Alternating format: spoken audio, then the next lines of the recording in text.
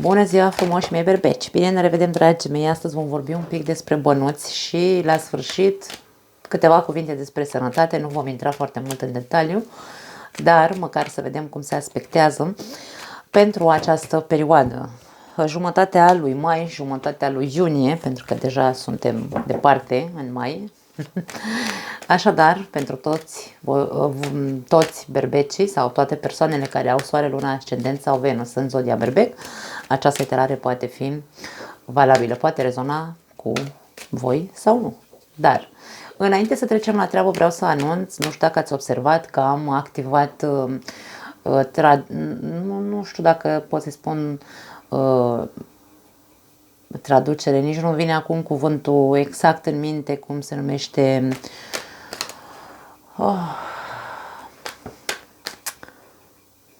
subtitrare, nu mi-e așa, mi iese numai în spaniol, îmi vine în cap acum, îmi cer scuze, subtitrare la fiecare video în multe alte limbi.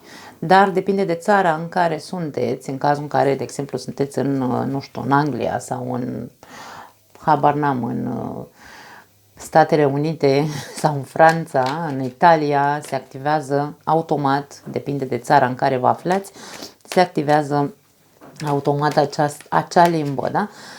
Asta în cazul în care aveți prieteni sau, nu știu, cunoștințe care vor să asculte vreun video de-al meu, să citească, mai bine zis, subtitrarea, puteți să o faceți distribuind aceste etalări. Ok? Asta vreau să anunț. Trecem la treabă, nu mai pierdem timpul, să vedem care e treaba cu bănuții și cu sănătatea în această perioadă.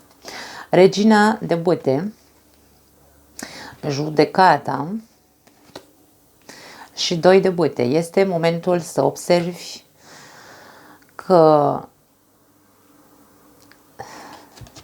în tine, îmi vine să zic, să vezi cu adevărat cât de multă creativitate zace în tine. E momentul să începi să privești cumva din trecut până în prezent, unde te-a dus această creativitate, ce planuri poți să faci de acum pe mai departe. Aici e vorba despre a mă trezi și a vedea, a observa în mine cât de multe pot să fac pe mai departe. Da?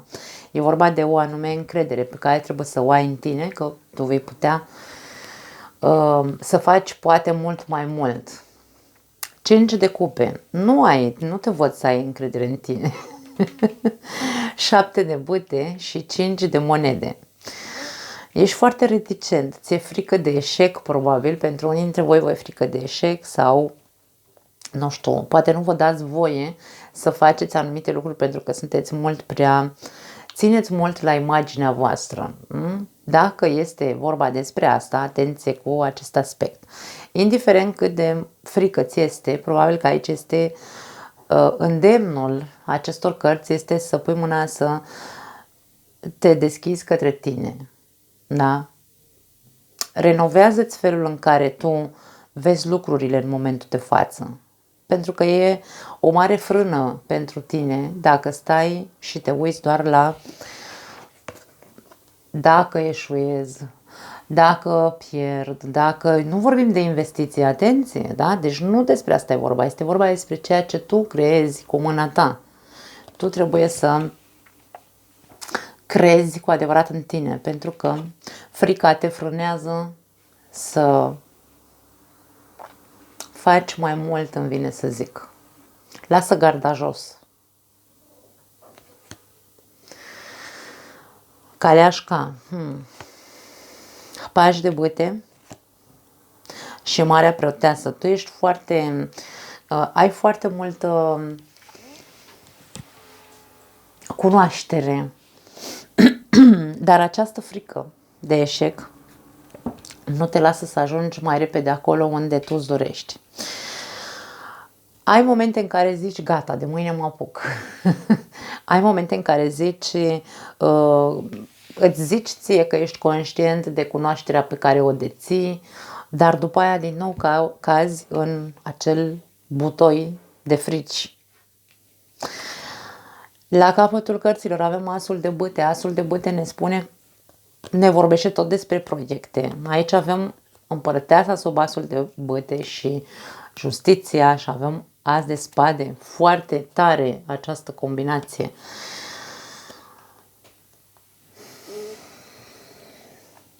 De ce nu ai încredere în tine? De ce nu ai credință că tu poți? De ce nu te vezi capabil? Nu știu ce se întâmplă pentru unii dintre voi. Sunteți decăzuți. Nu știu dacă sunt experiențe din trecut care ar putea pentru unii dintre voi să vă țină în această reticență, pentru că Cinciul de Cupe ne vorbește despre trecut. Poate ați avut eșecuri în trecut, ați încercat să faceți ceva, n-a funcționat, ați avut pierderi, da? Sau cel puțin n-ați avut câștiguri și aici poate fi această frână pe care o aveți din cauza asta. Ideea care este? Că aici vedem foarte mult progres dacă tu reușești să treci peste această frică de eșec. Vedem progres.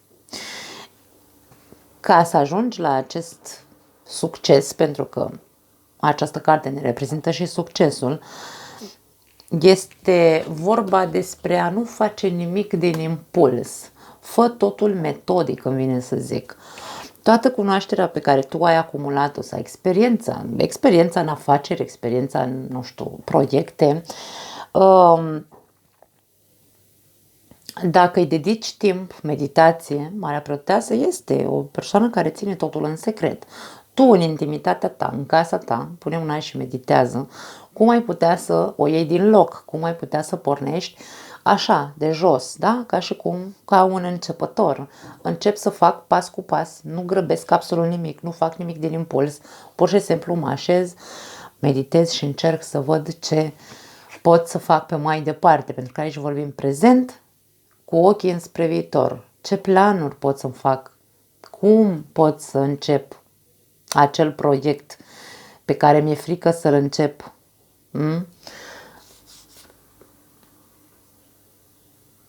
Meditând și meditând pentru a găsi modalitatea de a începe. Ai foarte multe de spus, îmi vine să zic. Comunicare foarte multă. Pentru unii dintre voi poate avea legătură cu proiecte de comunicare. Nu știu dacă vorbim despre, nu știu, coaching sau scris ar putea să fie pentru unii dintre voi, da? Comunicare prin scris. Vedem vești care pentru alții dintre voi vin vești în legătură cu niște planuri pe care le aveați din punct de vedere financiar. Ar putea să fie niște vești destul de dezamăgitoare, să zicem, dacă hai să presupunem că așteptați un răspuns, nu știu, de la bancă să vă aprobe un credit. Acel răspuns pare că tu te văd încrezător, ca și cum când o să-mi dea răspunsul de la bancă o să pot să, nu știu, să fac X, Y, Z.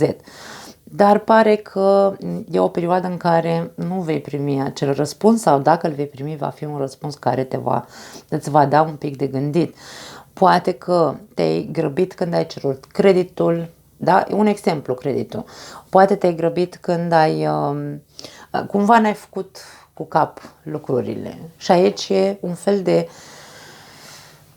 consecință a grabei, îmi vine să zic. Cred că e corect grabei, nu știu sigur. În fine, ideea este aici că ceva în viața ta se va iniția. Ceva se mișcă. Că e un proiect, că este un răspuns, vine răspunsul, cu toate că este dezamăgitor, este pentru scurt timp, pentru că după aia, imediat o iei din loc și probabil că vei rezolva problema pe care ți-o aduce acest răspuns negativ din partea băncii, dacă e vorba despre asta, nu? Ok, ce putem să mai spunem pe aici? Din punct de vedere al sănătății, aș spune că și acolo vedem vești. Dacă ți-ai făcut niște controale, analize mai profunde, vedem că probabil va trebui să fii mult mai atent la ceea ce faci cu sănătatea ta. Încearcă să fii cât mai, hai să spunem așa, matur. Gândește-te că sănătatea este importantă. Pentru unii dintre voi aici putem să avem probleme de adicție din cauza băuturii, ar putea să fie.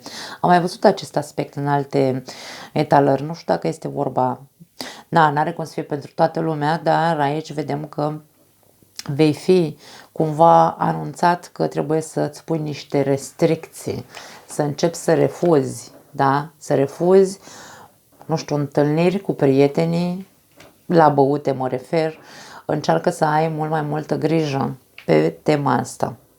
Tot ce ține de adicții, îmi vine să zic. Da.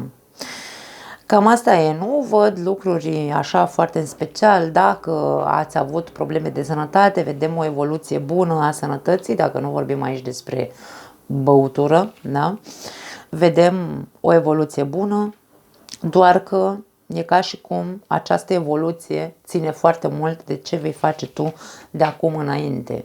Nu știu dacă e vorba că ți se va da o dietă, ți se vor pune niște restricții în cazul în care se găsește o problemă de sănătate mai, hai să spunem, mai gravă, da? Evoluția va fi bună atâta timp cât tu faci lucrurile ca la carte. Aici e vorba de a fi conștient de acest aspect, da?